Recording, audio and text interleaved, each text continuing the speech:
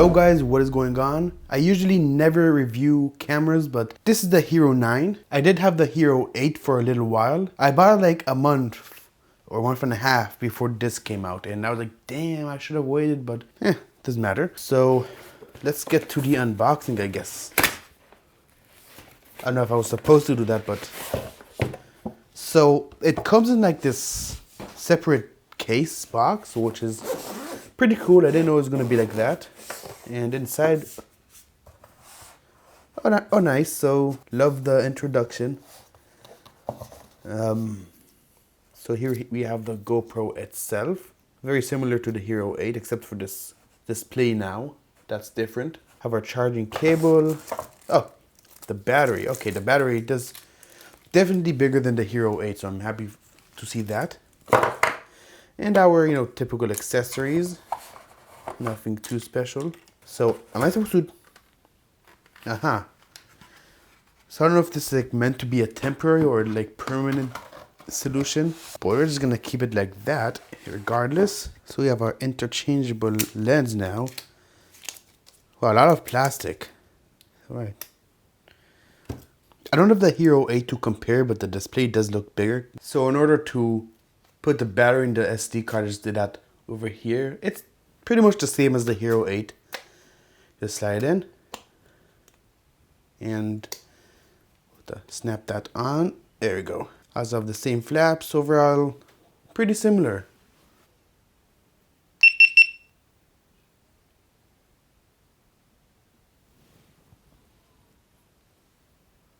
Wow, this is a lot bigger in the hand than the Hero 8, that's for sure. But oh, here is our front screen as well. Pretty nice.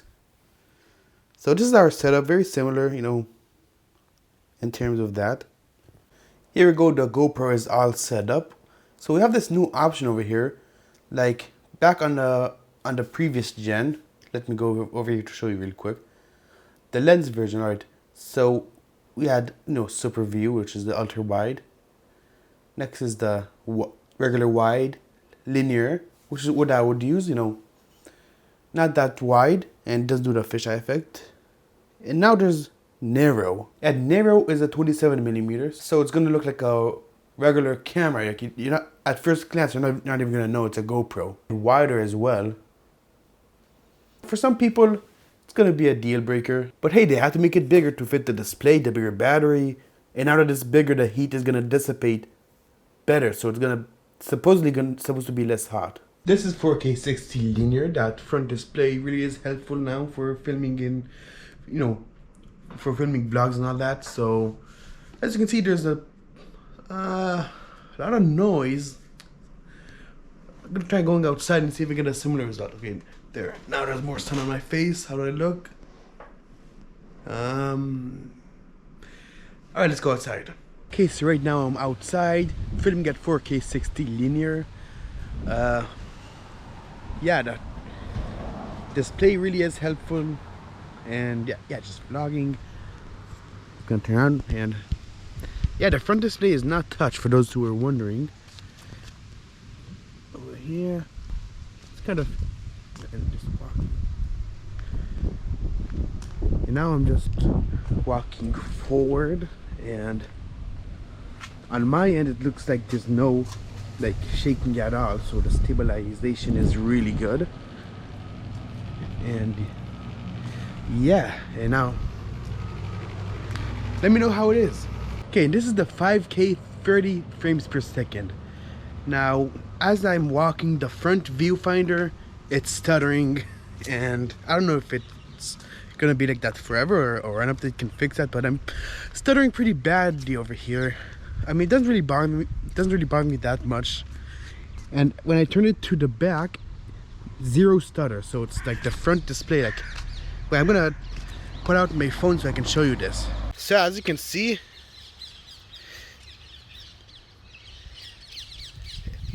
it's stuttering. So I hope they fix that. But either way, I'm not really gonna use 5K. Mainly because it's limited to 30 frames per second, and I don't blame them. It's a high resolution. So for those who don't need 60 FPS, it's good for those who edit a lot and do a lot of cropping, stuff like that. But I'd rather have 4K 60. So yeah, thank you guys so much for watching. If you want to see the full review from me, leave a like or comment or something. If you don't care about me, just leave a dislike, move on to another YouTuber. So I will see you in the next video. Peace.